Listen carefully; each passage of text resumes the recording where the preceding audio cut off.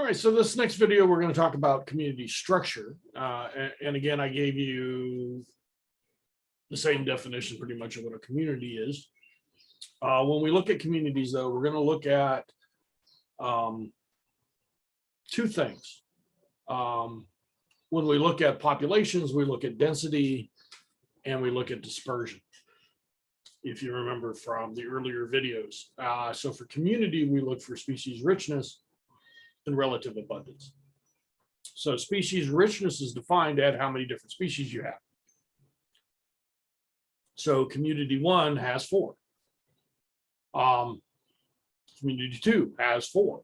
And so if you look at them, you would think, well, they're the same. But if you look, just visually look at it, you can see that may not be true. And that's because we take into account relative abundance. And that's how many of each do we have. Whereas community 1 is pretty much evenly spaced, 25, 25, 25, 25, where community 2 is 80% of one type. So they are rather different. And the reason I'm bringing this up, one is it's the basics, but I want you to think about this in the way we go out and we look at species. Often what we do for environmental studies is we'll go out and we'll just do a survey on what is there. And so that's the cheapest, that's the easiest, that's often done. So that's looking at just species richness. That may not give us the full information which we need, which is also relative abundance. All right, so one way to do this is the Shannon Diversity Index. And so what you basically do, you can see it there on the bottom, and we're going to do this in actually our second project, which will be part of the lab this week.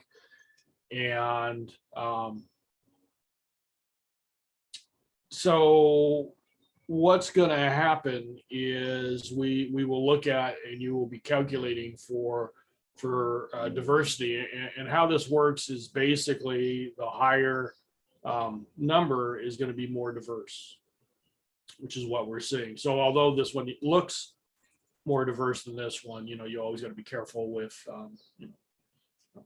just saying it does without any evidence. Well, this index is one way to measure that, where you look at proportions, and you actually have to use a natural log, and there are, and then you're summing it up, and you'll get this difference. So I've actually worked the equation for you just so you can see those numbers.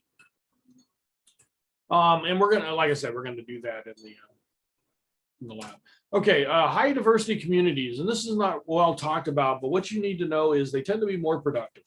Biodiversity is extremely important. The minute you start losing that, most ecosystems lose their productivity. And they're also more resistant to invasive species. They're stable, and that's what the ESS is, which is not really in your textbook, but evolutionary stable strategy is, the idea is the more diverse you are, it is very hard for an invasive species to work its way in. There is no available niche. They can, and they do, but it's a pretty low number, maybe 10% of the time do they actually get in. But if we start disturbing things, which we'll talk about, then it becomes a problem. And so there are some things that are getting here, and they're getting into some of our disturbed habitats. The quagga and zebra mussels, these are tiny little mussels that are moving in, and they are showing up and destroying some of our lakes for sure. And the reason they are is because they're being easily spread around on boats. And there are places that now have inspections for these, so you can't put your boat in the water unless your boat has been cleaned. And they actually have dogs that actually can now smell these mussels, and because these things are so tiny, you see less than a dime, they can get into the motor, and you will have to tear your boat apart if you want to put it in the water to get this. Another one, just to give you another example, is the artichoke thistle. It's the one on the bottom. And these things are nasty. The picture doesn't do it justice. They're fairly large. And actually, if you step on one of these with a thin tennis shoe, it can go right, the spikes on these can go through your shoe. We had some in the wildlife sanctuary down toward the bottom. And again, this was back where they were grazing, maybe even overgrazing, and they had actually mowed down the area, which did not keep the stuff out. And so that became a huge problem. And so anyway, we had students down there. That was one of our extra credits back in the day, is pulling these things, which, we had gloves and whatever. It was a bitch.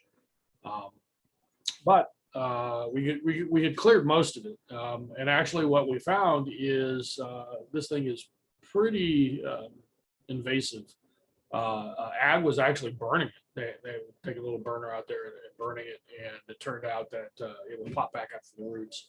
Karen took her class down, and they actually cleared an area, and I started clearing another area. We looked over, and a few months later, they were already, what they cleared was coming back, because you've got to get the root system out. I had a very small plant in our group, and these guys went down, and they must have went down 4 feet to get that root ball out. It turned out it was one of the ones they cut, but because they didn't take it all the way down, it was coming back. All right, the other idea here is the trophic levels. This is a food chain, and then the next one is a food web. And so I want you to know what these things do. Okay, so a primary producer is basically anything that's photosynthetic. These are the ones that are starting the food chain. This is the base. Okay, a primary consumer is something that eats plants. A secondary consumer is something that eats plants. A tertiary consumer is something that eats something that eats something that eats plants, and so forth. Where you get to the top predator. So a cow in this regard would be considered a primary consumer, because what they do is they eat grass, and that's the primary producer. If you look at humans, depending on who you are, you could be a secondary consumer if you're eating beef. You can be a tertiary consumer if you're eating fish, because a fish eats another fish.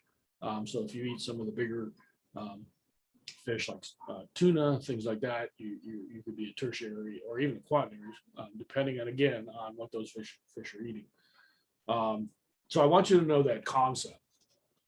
Okay, and it's really more complicated. There's actually what we call a food web, where you get this nightmare. So I want you to realize that animals can jump, depending on what you're eating, again, and what your prey item is eating. Will mean where you are in this list. But I want you to recognize the list and be able to recognize what level an organism is eating on a test. The other thing I want you to know that's not in here is something called the 10% rule. And what happens is when a cow eats the grass, it's only getting about 10% of that energy. It turns out plants are not all that efficient. They only get 1% of the energy coming from the sun. But once you get into the plant, on average, and this, the number varies, but 10% is the one given. It's called the 10% rule. Is that if cow's eating a grass, it's only getting 10% of that energy is being converted into muscle and all that other stuff. So if I'm eating beef, I'm getting 10% from the cow, which only got 10% from the grass. So I'm getting really 1% from what the grass started as. So you can see, as you move up a food chain, the energy transfer is a lot less. And that's why we say, one of the things that could help the planet is everybody ate lower on the food chain. So just to give you another example is, if I want to eat nothing but beef, I might need 10 acres to raise that cow of grass. But what I'm saying is, if I decided to eat a plant, not grass, obviously, because I can't, but I planted that area with some vegetables that I can eat, and then I'm getting 10%, I could actually feed 10 people instead of just the one. So you can see, again, 10% rule. So we do want you to know that. And with that, we will stop this one.